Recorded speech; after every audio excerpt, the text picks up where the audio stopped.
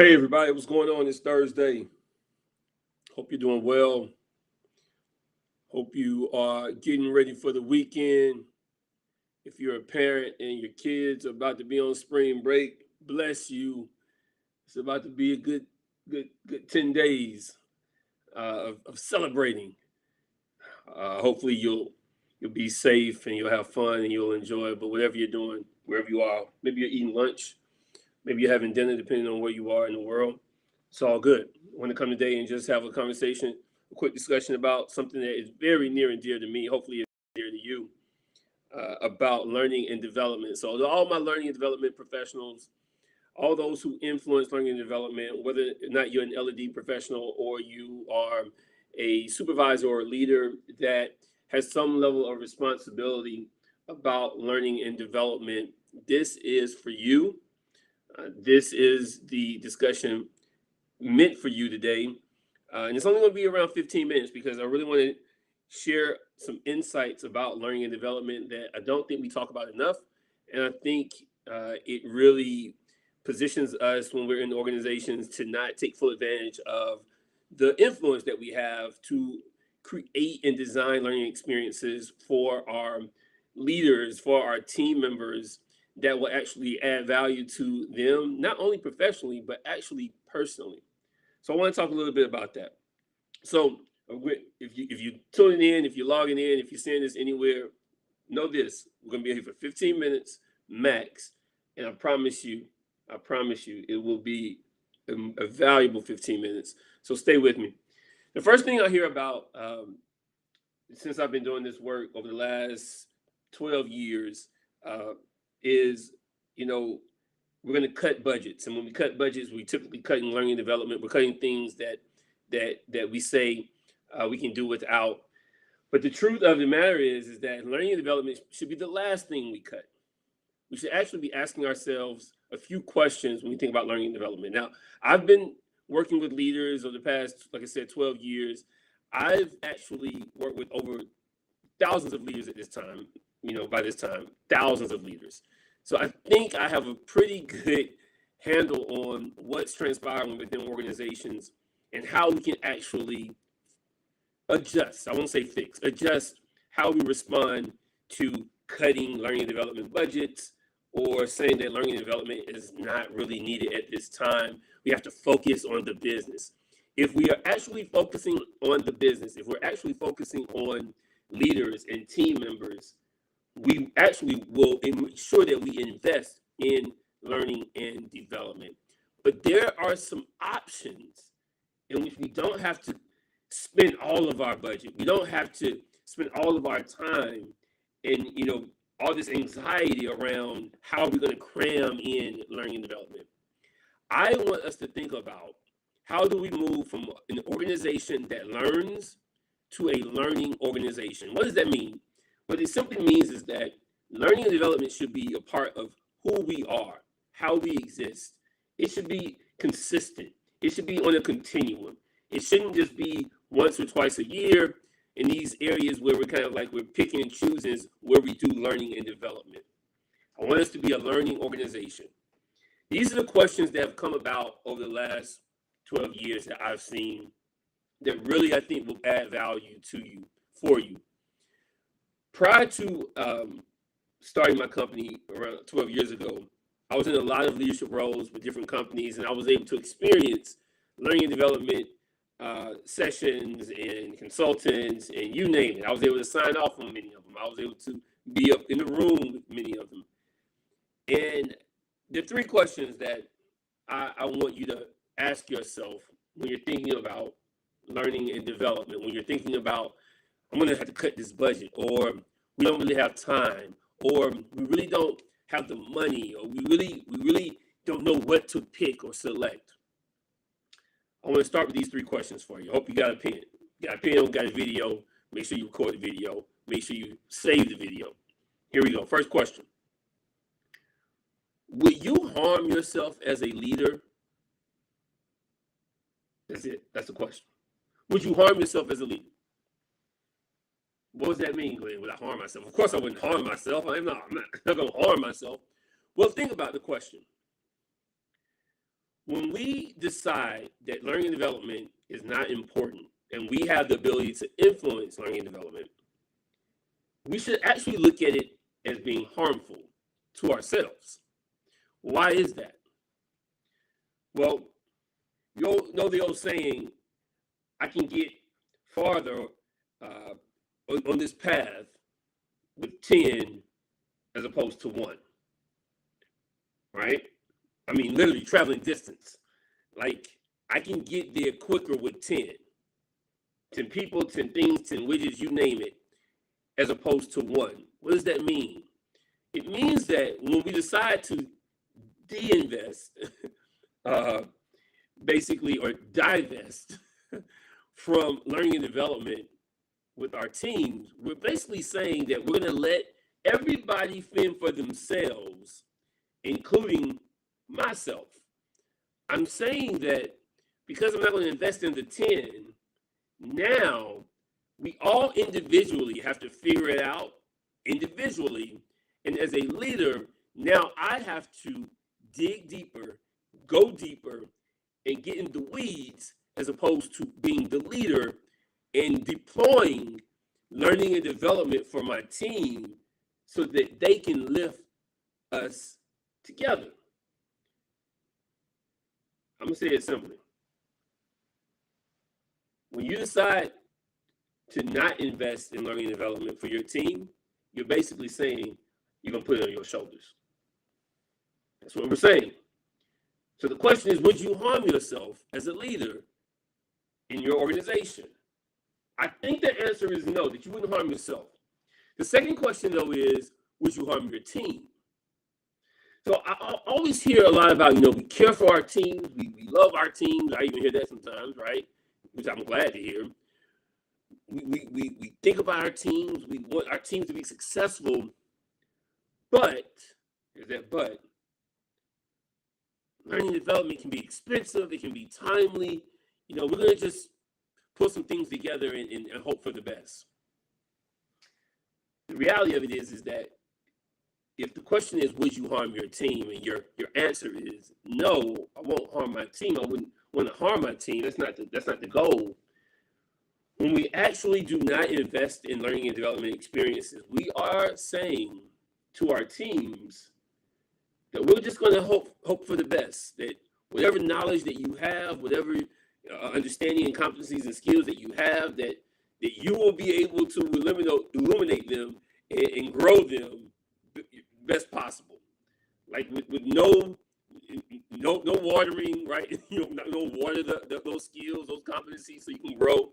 We're just gonna hope for the best, and if we don't get the best, you know what happens then, right?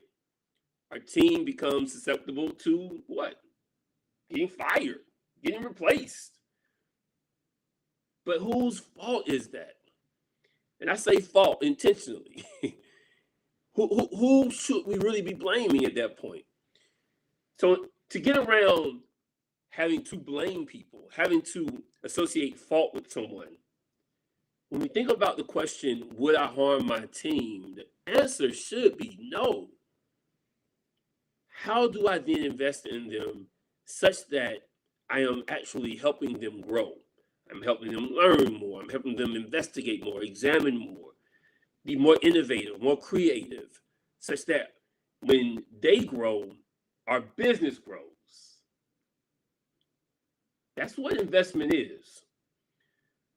The third question is then, would I harm my organization? I wasn't hired to harm my organization, but the question is, like, would I harm my organization? And the answer should be, of course, no. Like, I don't want to harm my organization. I want to be here. I want to be successful here. Even though I might not stay here for 20 years. While I'm here, I want to be successful. And in order to be successful, I need to ensure that the organization is successful. And that means I don't want to harm the organization. I want to lift the organization. Well, lifting the organization means we must invest in continuity and consistency when it comes to learning and development, a learning organization. Now, how do we do it? If you ask those three questions and you say, no, I don't want to harm myself. No, I don't want to harm my team. Of course, I don't want to harm my organization. how do I then get across all the obstacles that come up within these learning and development streets, right? Like, how do I get through in these areas where I can actually create and design experiences for my team, for my organization, that actually adds value to them, such that they in turn add value to the organization and to the outcomes. There are three obstacles that will probably stand the test of time. You probably heard of them. They're associated with project management, but this is relevant right now in this moment when we talk about learning and development. Three obstacles that we hear the majority of time: time, quality, and cost. Probably heard that before. TQM, right? TQM. Like when you run the project, TQM. It's old school, but it's still relevant today. TQM. Let's talk about time. The time is fluid, and we learned through COVID-19 more than any other time that learning is fluid, and we can adapt, and there are different ways that we can learn. So it doesn't always have to be an in-classroom session where you're bringing everybody together in the room, and they're taking 2 and 3 hours, and sometimes even a day of time. It doesn't have to be that way. I want you to remember that time is fluid. So how are you actually being creative and innovative when you're thinking about learning? There's self-guided learning, online learning. There's a mixture of self-guided and virtual, a mixture of self-guided, virtual, and on-site. Our firm does all types of mixtures and variations of learning because, one, we want it to be engaging, two, we want it to be fun, and three, we understand the reality of businesses. Like, businesses have to actually operate, and just going into a classroom and sitting there for 8 hours a day, everyone can't do that. I would suggest that most organizations and businesses can't do that. Got something for you on that end, though. We're going to talk about it on the other side. So that's the first one, time. The second one is quality. I've been around hundreds and hundreds, if not thousands, of learning and development experiences. I've designed them myself. Been doing this, like I said, for 12 years. And I'll tell you this. Quality, people say it's relative. I don't know if it's relative or not, but I'll tell you there's variations, definitely. Variations of quality. What are you looking for? Every client that we have ever had over the past 12 years has been a unique client. Nothing is cut and paste. Nothing. In 12 years, literally, nothing's cut and paste. So the two things I like to ask clients is this. One, what data are you using, and what data is the consultant or external consultant that you may be working with using? And two, what are the results? What are the results that you have to offer as a consultant or a learning and development organization? Like when you're searching for this L&D organization, what are the results they have to offer to demonstrate that they actually know how to construct and design the learning experience that actually results in something, right? Let's talk about the data right quick, though. There's evidence about learning and development experiences. We use evidence. I use evidence for a number of reasons, but primarily because I don't think that we should be learning about anything that's associated with anecdotal evidence. If it's anecdotal, you're just wasting your money. So what is the data that you are using as a organization to inform what you are going to share with your organization to learn? And then two, what are the results, not only of the organization, but really of the learning and development firm that you're actually seeking to work with? Do they have results? Can they demonstrate those results? And if not, I think you should pause. Data and results. When we think about quality, data and results. The third space is cost. And this is a big one for many organizations, especially small businesses, small, medium-sized businesses.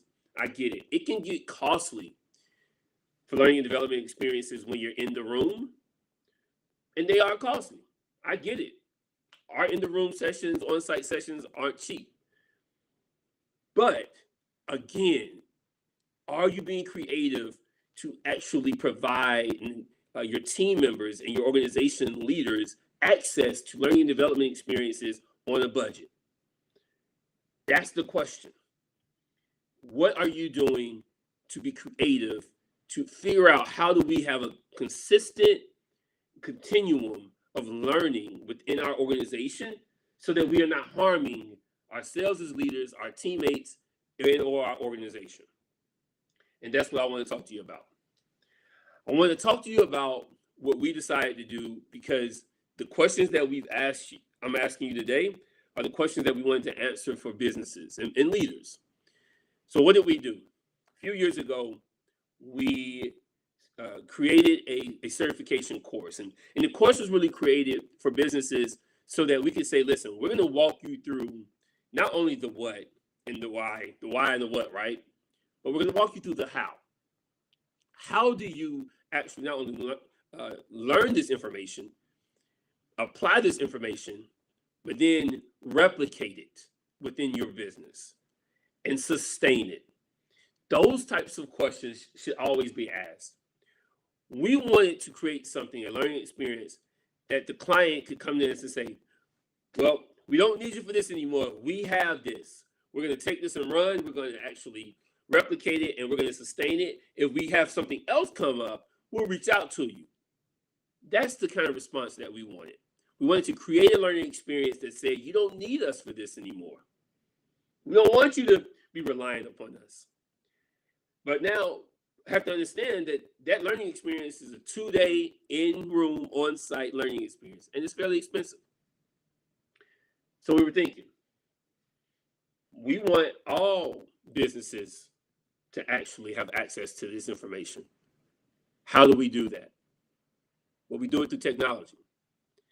And what we've created is an online, self-guided, replicable experience for leaders to go through, experience, but also have one-on-one coaching with our team while they're going through the online experience. What does that mean? One-on-one coaching experience is really the group. It's the group with us.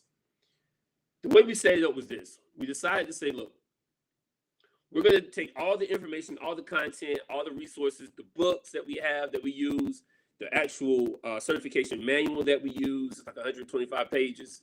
We're going to put all this in a self-guided online course for you and for 25 of your leaders, right? Those 25 leaders are going to go through the course, right? They're going to go module by module.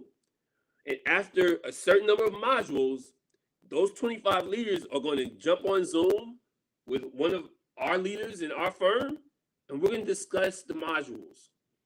We're literally going to discuss the modules and talk about application into practical business environments. We're going to talk about questions that come up when we're talking about this content, obstacles that may come up as leaders when we see that happen within the workplace.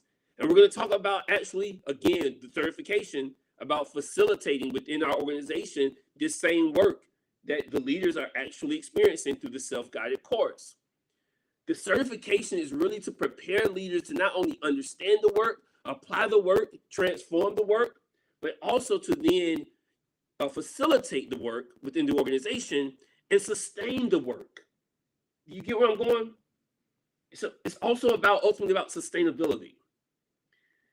Those types of experiences that we've created now with a self-guided online course, coupled with, right, the group coaching experiences, there's 5 of them, right? So basically this takes 5 coaching experiences over the course of 3 months, okay, where your leaders are in the room with us, and we're actually walking through the work as if we were in the same classroom together on site. It's just virtual. So what does this do about time, quality, and cost? Why did we create it like this? We created it from a time standpoint. When it's self-guided, it can be done on a laptop or on mobile. That gives your leaders an opportunity to not feel the anxiety around missing work, missing deadlines, putting another to-do on the calendar, right? These self-guided courses that we've created, the videos are less than 5 minutes apiece, right? So it's literally like, it's not a 15, 20-minute video. It's a 3-minute, 4-minute video that a leader can actually sit down, say 15 minutes, do 3 videos, boom, they're off to the next, right? That's the time piece. Respecting our leaders' times, investing in resources that allow for leaders to, reduce the anxiety around learning and development, but also be encouraged that they can actually do it on their time schedule. That's the first thing. The second thing is around quality, the data. So for us, we don't create anything that is not data connected. Everything that we create have data points associated with them. We know through data, our primary data and research, that one, love, we talk about love, love actually is correlated to leader-follower relationships and organizational performance. We know that, okay? We know that the data tells us that, our primary research, that there are correlations, a strong positive correlation between love, leader-follower relationships, and organizational performance. What does that mean? What it means is basically, if I'm exhibiting love in the workplace, then that means there's going to be an increase, a positive increase and positive association that leader and follower relationships will actually be positive, right? What does that ultimately mean? It means that means organizational performance will be positive. It all goes up at the same time. Love, leader-follower relationships, and organizational performance. That's the one data point, right? There are other data points that we utilize. But the point that I want to make for you is that we're not presenting anecdotal evidence to create and design learning experiences so you can waste your money. There's enough learning and development experiences that you've probably been a part of yourself that you wasted money. Like, this is garbage. We can't apply it. It doesn't translate. It just doesn't. It's a waste of time. We also know through research that data says that 70% of learning that happens in adult learning experiences, 70% of that learning doesn't even translate back to the business. So basically, 70% of what most adult learners are learning in the room is being left in the room. That's no good. That's no good. The second part is results. We know we have results, and we talk about those results. We talk about the experiences that leaders have had within our sessions over the past years, about how they apply those learnings, what it has done for not only the leader, but also the culture, and ultimately the performance of the business. That's important. That any investment, no matter how big or how small, you need to be able to associate it with what's transpiring within leader behavior, leader skill set, competency development, intrapersonal and interpersonal, as well as team development. And then ultimately performance. We are a business. Even if you're a nonprofit, you are a business and you need performance, whether it be dollars or impact. We want to strive for performance. How does our learning and development investment actually correlate and is associated with performance? And then lastly, the cost. Like I said earlier, it's costly to be in room on site. I'm not going to say it's not. It is for us. We're not cheap. That's what it is. But what we did was we translated those in-classroom certification hours, 16 hours of being in the room, to a self-guided online experience for your leaders, with the added bonus of those 5 hours of group coaching, one-on-one. It's kind of like a one-on-one, but it's a group one-on-one. So 25 leaders with one of our team members actually walking through those modules 5 times during the course of the online experience. It's affordable. $4,900. I know this might sound like an ad, but because it is. I want you to learn something, but I also want you to say, hey, listen, if we're going to go this way, then this is what it's about. $4,900 basically breaks down to literally less than $200 per leader. Now, let me say this to you about leader investments. I'm talking frank today. I want to talk plain about investment and return. As a leader, if you see this video and you have influence in learning and development, the course itself, we can talk about, that's an aside. That's the next level conversation. If you have interest, I want to talk about what are you investing in your leaders, period, on an annual basis. Because conferences are cool. If you've been to conferences, like I've been to a million conferences, we know that there's limited actual learning that can be applied back into the business workplace. Okay, there's some good things that are going on in conferences. Don't get me wrong, but I'm talking about taking the majority of your learning experience and applying it as a leader to your team, to your organization. If you don't have for leaders in a minimum $200 per year, then I don't know what's happening. I don't know what's happening. Because that minimum investment will actually translate into enormous results for them personally, but for the team professionally, and for the organization professionally as well. I want you to think about the investment that we're making in our leaders. But there's a next level to this. One of our clients decided to actually extend their learning and development experience that we were providing them with all of their team members throughout the organization, over 1,000 people. What did this do for them? What it did was it allowed for their entire organization to see the investment, but also to speak the same language and to have the same desires about what was going to happen after the learning experience stopped.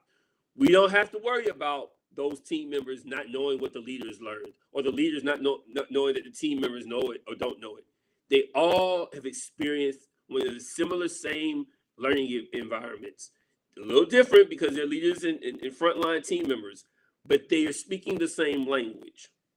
Why do I bring that up? I bring that up because what we want to offer businesses, whether they small, medium, large businesses, whatever your budget may be, that if you can really hone into, if you only invested in your 25 leaders in this experience that we have that's launching next week, April 11th, if you only had the $4,900 to put your 25 leaders into, if they really invested in the self-guided learning and in the 5 coaching sessions, you wouldn't need us again. And the reason why is because you will actually have invested in those leaders who can then facilitate, replicate, and sustain that learning experience. You have all the tools when you take the course.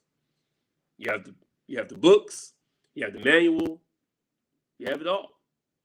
And if you have it all, then that means that you can do it all for yourself. All right. So that's the pitch. I want you to check us out. We're going to drop the link in the comments, but I also want you to think about your learning development platform within your organization.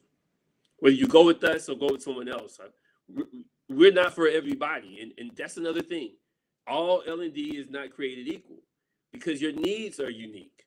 And you have to figure out what those needs are first. But hopefully you're asking yourself those questions. That I wouldn't harm myself, I wouldn't harm my team, and I wouldn't harm my organization. So if I won't do those things, what type of time, quality, and cost am I really thinking about when it comes to learning and development? Am I willing to shift our organization from an organization that learns incrementally to actually a learning organization that is consistent and has a continuum of learning that actually invests not only in people, but in the outcomes of people and how they feel about themselves, how they invest in themselves, in turn, how they invest into their teams and invest into the organization. All right. That was it. Check out the link. We're launching it April 11th. Hope to see you soon.